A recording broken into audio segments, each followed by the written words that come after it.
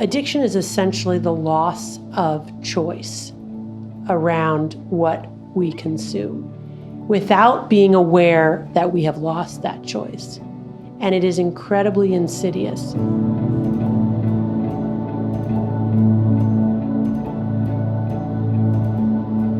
Welcome to the Sandstone Care Podcast, where we help teens, young adults, and their families overcome the challenges that come with substance use, addiction, and mental health conditions.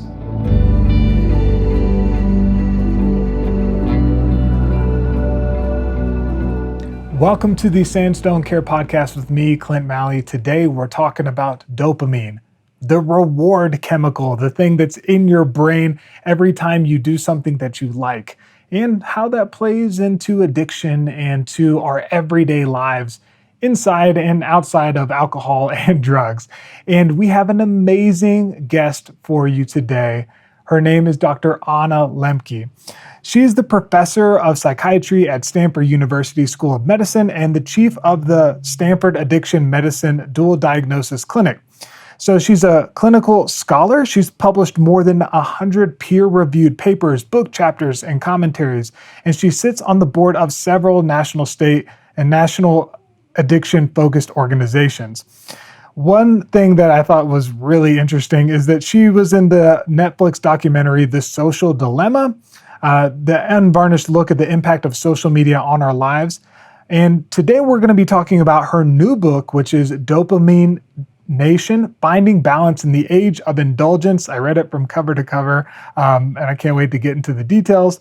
It was an instant New York Times bestseller.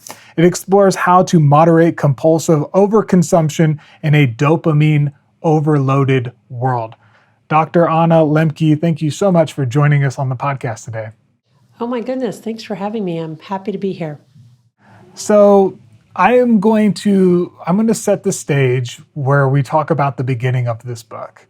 And I knew that you were an amazing writer when you titled your first chapter, The Masturbation Machine. And if that's not something that catches people's attention right off the bat, then I don't know what would, right?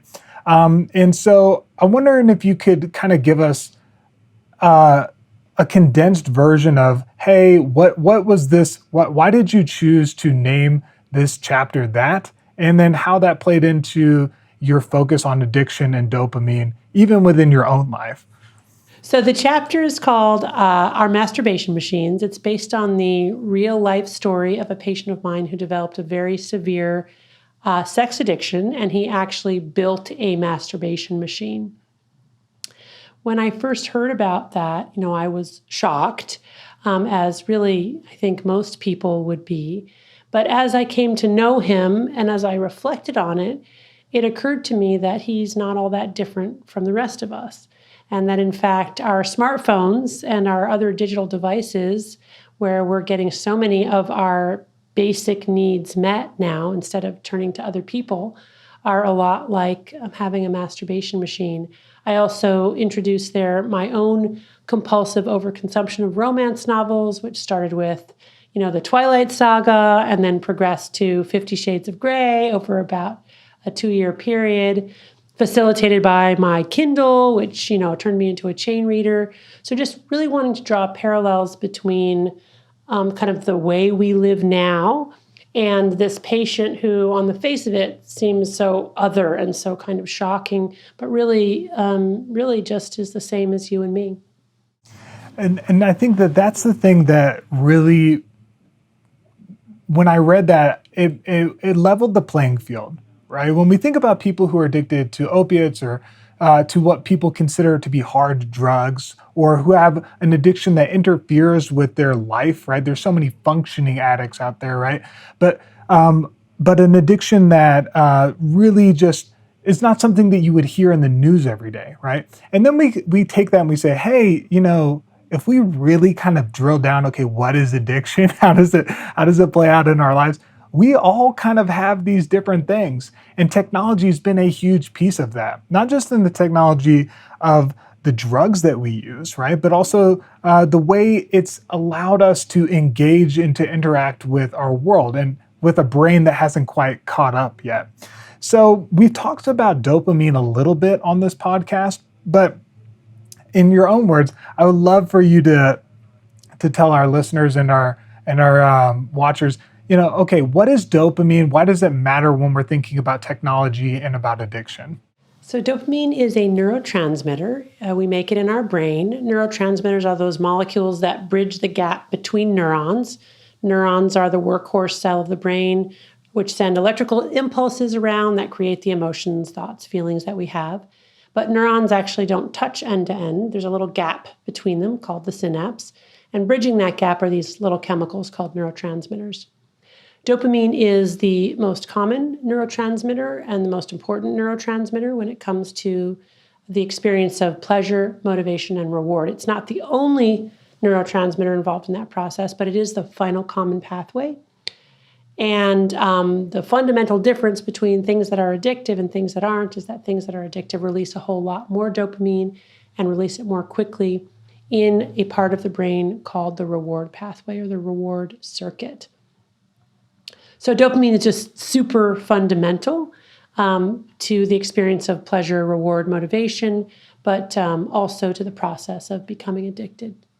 Yeah, so when we think about technology's role, and you kind of alluded to this when you talked about, hey, you got into romance novels, and then the Kindle happened, right? and the Kindle is a game changer, right? We might consider these technology changes as being these huge monumental shifts. One of the things that comes to mind is kind of like vaping, right? Like, especially with THC and high concentrate, like technology making concentrates more and more available in these concentrated doses, so that it's easier, so that it's more socially acceptable, so that it's easier to conceal these addictions. So what might people not really understand when it comes to how technology plays a role in addiction? Or maybe it's our greatest enabler. What do people not think in their first thought when they're thinking about technology, about how it enables addiction? Well, I mean, there are lots of different risk factors for addiction. Not everybody has the same vulnerability to this problem. I think it's important to state that fact plainly. One of the risk factors is just inherited vulnerability. So if you have a biological parent or grandparent with addiction, you are more likely to become addicted yourself, even if raised outside of that addicted home. But another major risk factor that people don't really think about is access. And simply having more access to highly reinforcing, highly potent drugs and behaviors puts us at risk for addiction. If you are living in an environment where drugs are readily accessible, you are more likely to become addicted. So 4 of the criteria that technology really enhances are quantity, potency, novelty, and access. And if you think about like digital drugs, so if you think about something like TikTok, I mean, the quantity, it's literally endless. Potency, it manages to combine dance with images, with storytelling, all of which individually are reinforcing and combined together make a very potent drug. Novelty or variety is really key. So, if you are not vulnerable, let's say, to traditional drugs like alcohol or cannabis, there's probably something online that you are vulnerable to, right? That wasn't available or didn't exist before. That was certainly true for me. And then again, just the importance of access, the 24/7, our smartphone is essentially the equivalent of the hypodermic syringe. It's just 24/7 access, which means everywhere we go, wherever we are, we can, look for our drug. So those things really have transformed, the addictiveness of the world that we live in now. And then specifically, these devices are engineered to keep us tapping and swiping, and they do that in a number of different ways. The bottomless bowls, the alerts, enumeration is a potent factor. When we give something a number, we make it more reinforcing. That releases dopamine, whether it's, our rankings or the number of likes or how many times we got retweeted. What another sort of potent source of dopamine is anything that's novel or new or a little bit different from the thing that we liked before. And these AI algorithms essentially learn us and then proffer to us what we liked before, but a little bit different. So then that really triggers our search and explore function, which is key for dopamine too. Dopamine is very sensitive to changes in the environment or new stimuli. And then we keep looking for that slightly new little, treasure chest. So things like that, the technology has really figured out that those are the things that kind of keep us engaged. And so I want to kind of paint the picture for how this process works. And I love the way that within the book, there's so many great illustrations. Illustrations from your patients when they're talking about the spiral of their own addiction. And one of the ways that you illustrate really well is when you talk about the process of addiction, and you use like little, would you call them gremlins? What would you call them? Yeah, gremlins. Yep. Got it. And so you talk about use these gremlins to kind of draw this visual image. So could you walk us through that? Just explain what does it mean when somebody's like slowly following into addiction? There's probably somebody who's watching or listening right now and they're like, that's not me. But if they kind of go through this process, they're going to see that they might be somewhere on the spectrum and they're not really aware of it. At least we're all somewhere on this spectrum. So could you kind of walk us through that? Sure. I guess I'll start by saying that it's very hard to see that we're becoming addicted as we become addicted. Even if you have a lot of knowledge about addiction like me, you can fall into this problem. There's a way in which these behaviors can sort of hide out in the recesses of our minds, and we are not aware that they're happening when they're happening. And essentially, what happens in the brain as we go from recreational use or adaptive use to maladaptive addictive use is that we ultimately basically go into a dopamine deficit state. And the way to understand that is imagine that in your brain there's a balance like a teeter-totter in a kid's playground. And that balance represents how pleasure and pain are processed in the brain, and they work like opposite sides of a balance. It's one of the interesting findings in neuroscience in the last half century or so is that pleasure and pain are co-located. So the same parts of the brain that process pleasure also process pain. When we do something pleasurable, we tip our balance to the side of pleasure. We release a little bit of dopamine in the reward pathway, and we feel good. But no sooner has that happened than our brain starts to downregulate dopamine production and dopamine receptors. In other words, downregulate dopamine transmission, not just to baseline levels, but actually below baseline levels. That's called neuroadaptation. And a way to visualize that is imagine that there are these little neuroadaptation gremlins hopping on the pain side of the balance to bring it level again, but they stay on until it's tipped an equal and opposite amount to the side of pain. And that is the after effect, the come down, or that moment of wanting to watch, one more YouTube video. Now, if we wait long enough, the gremlins hop off, the balance is restored, and we've upregulated our dopamine firing to its baseline levels. But if we continue to consume our drug of choice over long periods of time, we essentially end up with enough gremlins on the pain side of the balance, hopping up and down there to fill this whole room. In other words, we change our hedonic set point or our joy set point, so that we then have a balance that's tilted semi-permanently to the side of pain. And why do I say semi-permanently? Because we can get into a state where it can take a really long time to reverse that process of neuroadaptation, such that even after abstaining for several days or several weeks, or in some cases several months, those gremlins are still hanging out on the pain side of the balance. And when they're there, we then have intense cravings to use our drug. We're experiencing the universal symptoms of withdrawal from any addictive substance, which are anxiety, irritability, insomnia, depression.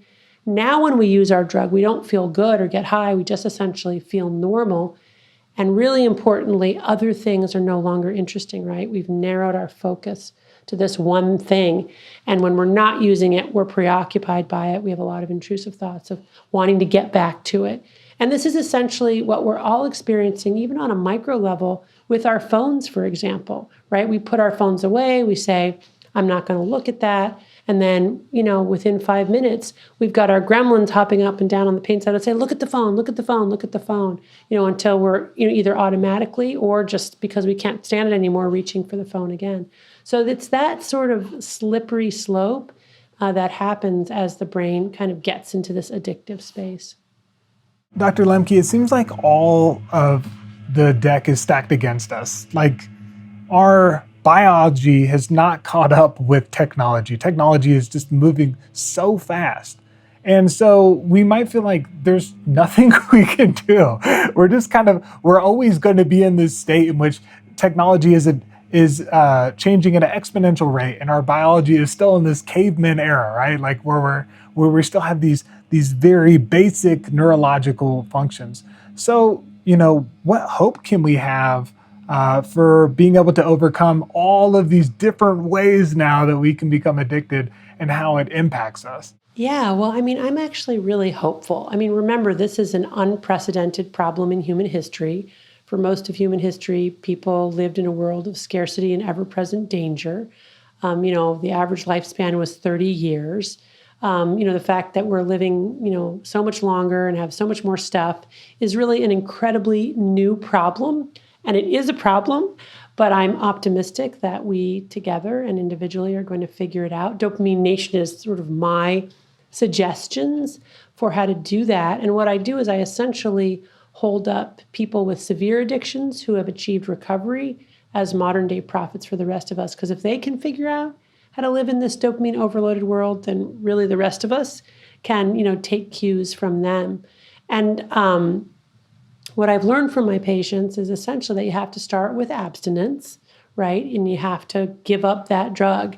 And you have to give it up at least long enough for those gremlins to hop off and for baseline dopamine firing to be restored. Why is that? Because otherwise we will not be able to enjoy other things and we'll still be plagued by the intrusive thoughts of wanting to use, and our pleasure-pain balance will still be tipped to the side of pain, such that we're experiencing that craving, that irritability, that restlessness. But once we give up that drug, we really do then reset our reward pathways. Other things become enjoyable. We're not plagued by intrusive thoughts and cravings. And more importantly, or at least equally important, we can look back and see true cause and effect. Because when we're chasing dopamine, it's really hard to see its true impact on our lives.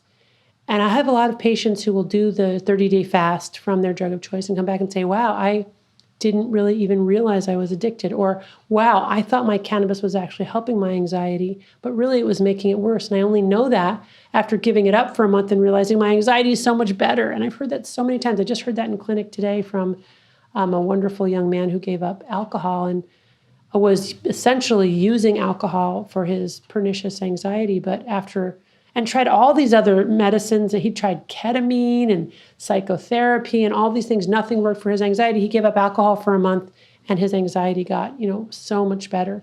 So I think just recognizing that, if we're unhappy in our lives, it may actually be because we're constantly trying to not be unhappy. Right? We're constantly reaching for these things to take away our pain, but our brains are not wired for that. So, the result is to make us more unhappy. And then, if we've been able to do that, not everybody can, obviously some people shouldn't. People who might go into life-threatening alcohol withdrawal, have seizures, they shouldn't just stop. Those people need, professional care and a medically monitored detox. But if you can give up your drug of choice and you're able to do it for a month, most of us will feel much better.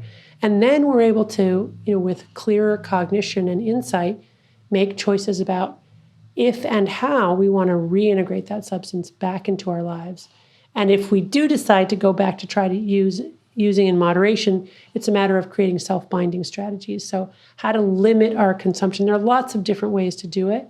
But combined with self-binding strategies, it's knowing that the best way to get our dopamine is actually to press on the pain side of the balance in small ways as a way to trigger our body to upregulate our own endogenous production of dopamine, norepinephrine, serotonin, and other feel-good neurotransmitters.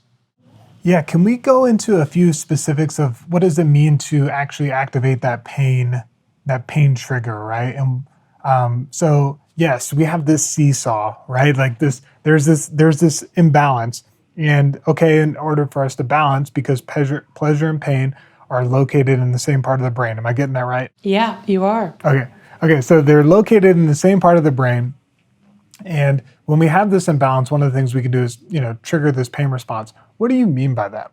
Well, remember, pleasure and pain work like opposite sides of a balance. When we do something pleasurable, that balance will always want to try to level itself out again. And it does that by tilting an equal and opposite amount to the side of pain before becoming level. That's just how the balance works.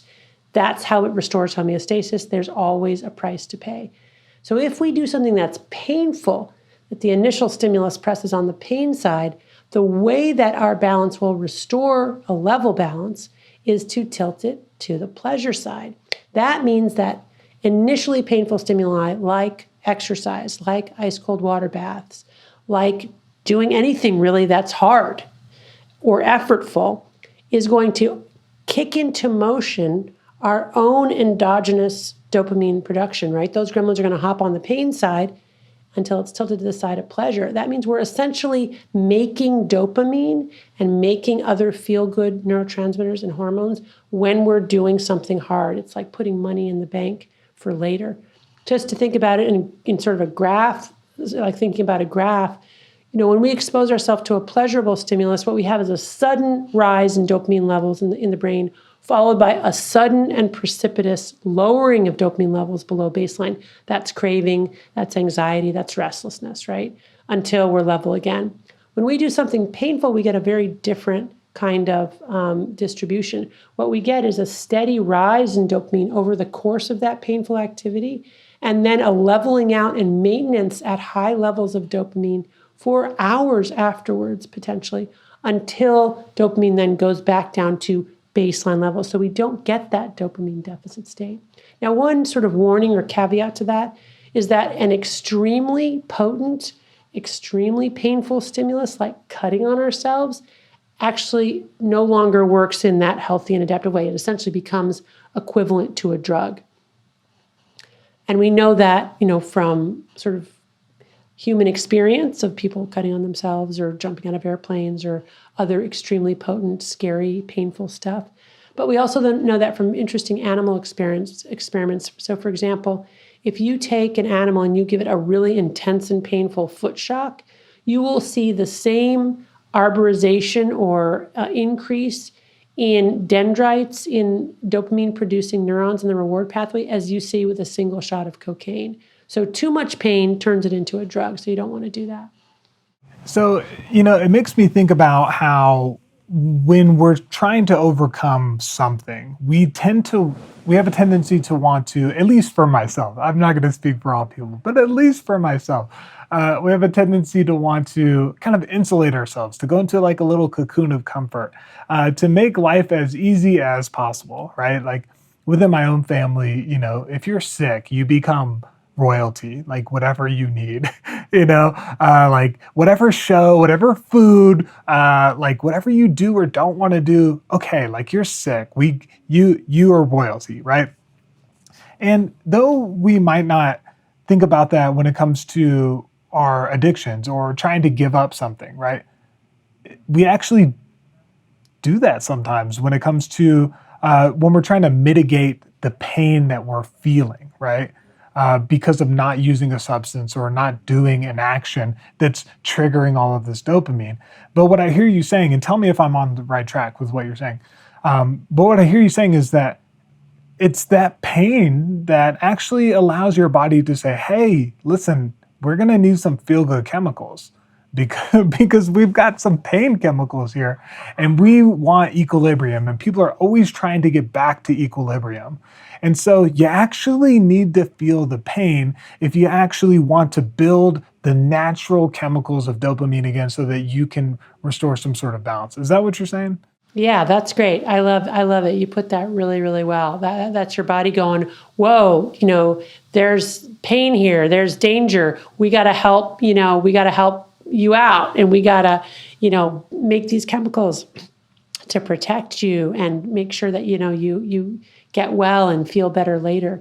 And the exact opposite happens when we ingest intoxicants. That's our body. Hold on. We don't need any more dopamine. Factories shut down the assembly line. Dopamine, we got too much going on here, right? Totally. So I think I want to bring this, and I specifically want to talk about technology a little bit more. I love how you used the TikTok example where you're like, hey, it's novel, like there's a learning algorithm. And I feel like I'm kind of doing the devil's work sometimes because because so much of what I do is in YouTube and with podcasting and social media, and I understand these things. The goal of every single social media platform, the goal of every piece of technology is to keep you on the platform longer, right?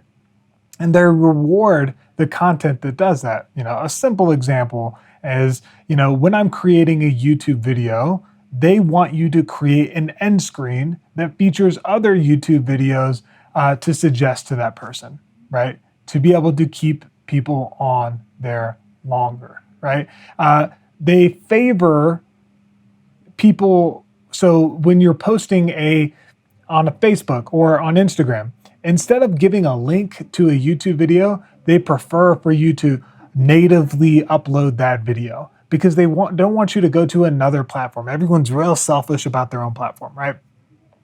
And so, when we have these algorithms that are learning us, that are learning the things that we love and that we don't like, and it really honestly makes me question, I'm like, why is this showing up in my feed? This is so bizarre, right? When we think about those kinds of things, especially with technology, are you saying that all of the same things, the principles apply when we're trying to overcome addiction? It's like, hey, we need to replace this. We need to do a different thing. We need to do things that are triggering this pain thing. We need this abstinence. You're saying that those are kind of connected. They're essentially equivalent. Is that right? Yeah. I think the key message here is that addiction is essentially the loss of choice around what we consume without being aware that we have lost that choice. And it is incredibly insidious. And these platforms are engineered to be addictive. And what may feel like us choosing to watch this or watch that or stay on for a certain amount of time is very often us being manipulated by the platform itself to keep us there by essentially hijacking our motivation and reward system because it knows how it works. The people have cracked the code on that. For example, the kinds of suggestions for what to watch next. That's a great example. That in and of itself, without even watching it, just the suggestion of something else to watch releases a little bit of dopamine in the reward pathway, followed by a little dopamine deficit state, which then induces the cravings to want to click on that thing. You almost can't not click on it, right? And then you click on it, and then, if it's reinforcing, then you get dopamine. If it's not reinforcing like you thought it would be, if it's clickbait, then your dopamine levels plummet even further below baseline because it was an expected reward that you don't get. And we know when we expect a reward and we don't get it, dopamine levels go really low.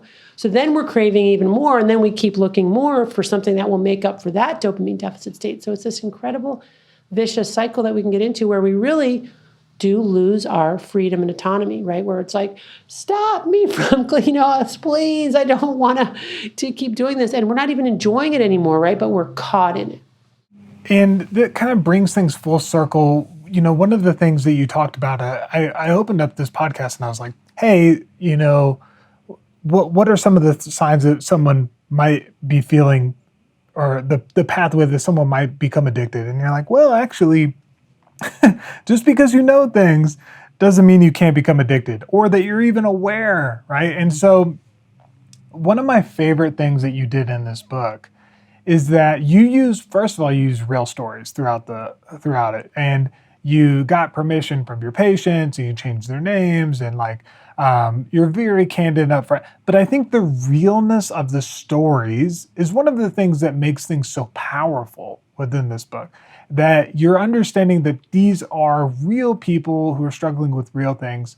And the realness, that vulnerability breeds vulnerability. Like we're more willing to accept and to see the things within ourselves when we're looking at it through the lens of someone else also being vulnerable, right? Yeah, and we also don't feel so alone, right? We feel that we're not the only ones. Yeah, we don't feel misunderstood. We don't like, there's just like so much benefit. And the other thing that I really love about what you did with this book is that we often look at addicts as victims, which in some ways they are, right? Obviously. We look at them as people who are struggling. We look at them as people who are weak sometimes, right? You'll see that it's this very stigmatized thing, whether it's mental health challenges or it's substance abuse or addiction or it's the dual diagnosis, as you're familiar with, right? But what you did is you flipped it on its head, right? You're like, hey, there's been a group of people who have been thinking about how to overcome addictive substances for years. There's a lot of science, there's a lot of studies, there's a lot of stories of these people. How about we actually elevate these stories of recovery as a means to be able to learn how that we can follow in their footsteps? You call them prophets. So, can you just walk me through what was that light bulb moment like for you? Or was it even a light? It just seems so obvious because at least within the literature that I've read, I don't see that being the case, elevating those stories. Yeah, well, thank you for what you just said. I mean, you've touched on a couple things that are really important to me in the book. One of them being that the stories are true stories, that I got permission from my patients to share those stories. They've, by the way, been very gratified that so many people have read the book and been helped by the book. That's been really meaningful for the patients who were generous enough to share their stories. But I agree with you that they're real, that they're not sort of a made up or composite stories, but these are the real deal stories of real life people. And then also, the book is in many ways, honoring those individuals and acknowledging that we have something to learn from them. And I guess, to me, it was very natural to do that because I've learned so much from my patients. I mean, I love treating patients with addiction, and patients in recovery just really, they're so humble and they have this incredible hard-earned wisdom that's really deep wisdom. I mean, it's not just wisdom for people with addiction. It's like life wisdom, wisdom about humility, about what is the good life, what should we care about, how to live in this world. So it was really easy to, I guess it is a reframe, holding up sort of these people who are often looked down upon in society and saying, no, like these people have it going on. You know what I'm saying? So yeah, I was really happy to do that because I feel that very strongly, about my patients, and I feel really I've learned more from them than they've probably ever learned from me. And I wanna spread that love a little bit. I'm wondering if you can share, just one story, either from the book that was in the book or, another story that can help. Because our goal with Sandstone Care, we help teens and young adults with substance abuse and mental health, is to inspire and empower change, right? And so many times, like we feel no hope, right? Like especially if know somebody who's been dealing with this for a long time. So could you share a story about change, about transformation from one of your clients, one of your patients that might bring a little bit of hope to our listeners and watchers? Sure, I'm happy to. Gosh, there's so much reason for hope. One of the patients that I write about in the book is Muhammad. He was a young man very addicted to cannabis. He was able to stop for periods of time, but he would always go back to it. The various self-binding strategies that I talk about in the book never really worked for him in the long run. And that's important to acknowledge that people with more severe addictions will not be able to go back to using in moderation. And he just got to this point where he was really kind of despairing. He went out for a nature hike in Point Reyes, but he had always sort of combined hiking and smoking. So every, turn in the bend, he was triggered and had craving. He was getting so frustrated and so discouraged. And he had his camera with him. And then all of a sudden, he sort of saw this beetle on a leaf. And he turned the camera onto the beetle and zoomed way in and saw this amazing carapace or shell of the beetle and this intricate, amazing colors and textures, and got closer and closer and zoomed in further and further with his camera and realized that, in order to get a good shot, he had to go down and kneel, and he had to ground himself, on the earth, and he had to stay very still, and he had to, slow down his breathing.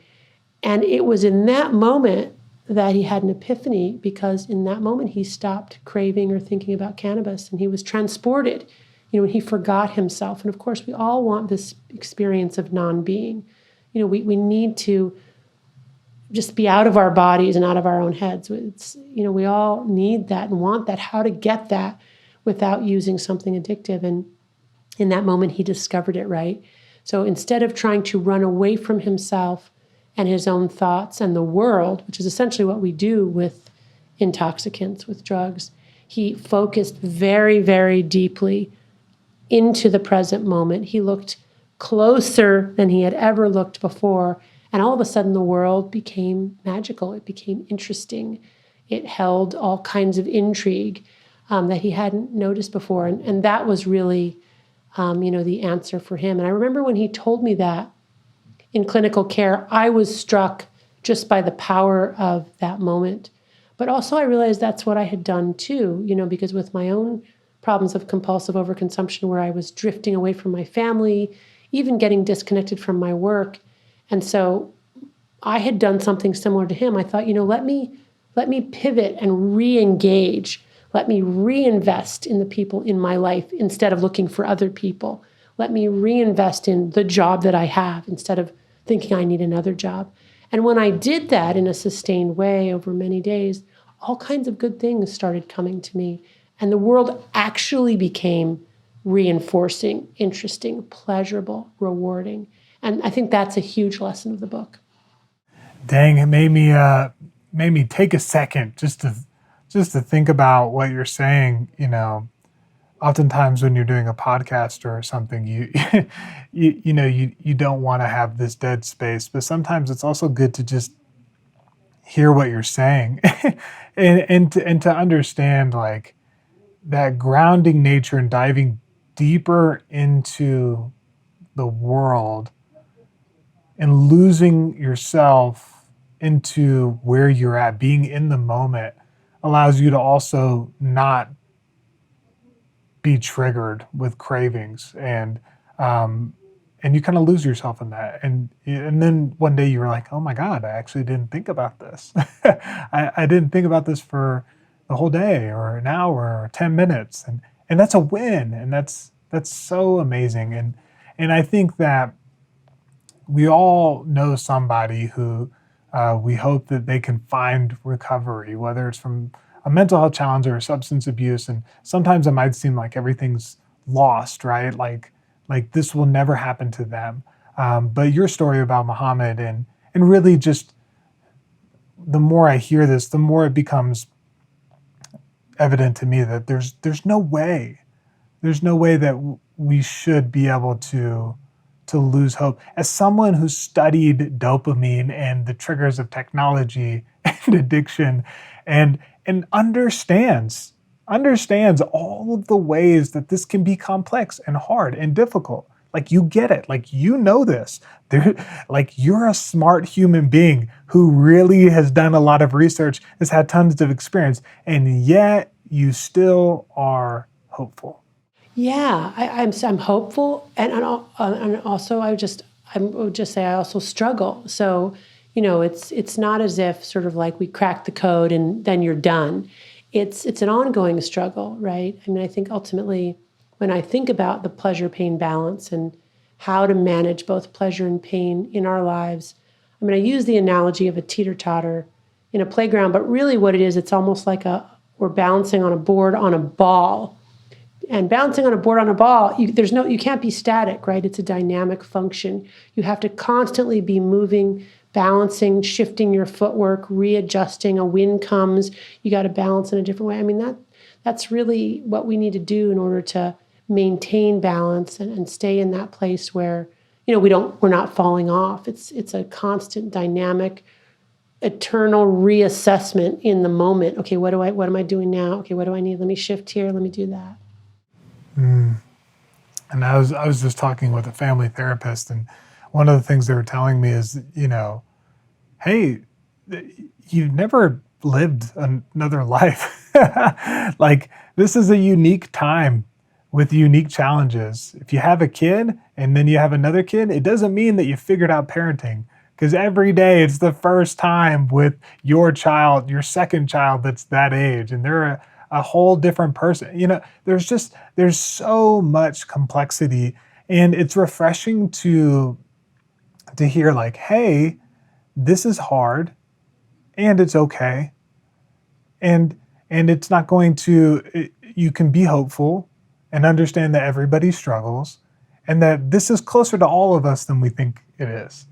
And one of the side effects, consequently, of talking with so many smart human beings about substance use and addiction is that it's constantly making me analyze my own self, right? Like, and it does just builds a lot of empathy, doesn't it? That you feel like, oh, like they're not so different than me, or I have a lot in common with them. Dr. Lembke, where can people go to learn more about you and the work that you do and all of the cool stuff you're about? Well, I mean, I'm not on social media, but there is a website for the book, dopamine-nation.com or annalembke.com, which has more information. But really, reading the book, you'll probably learn more about me than anything else.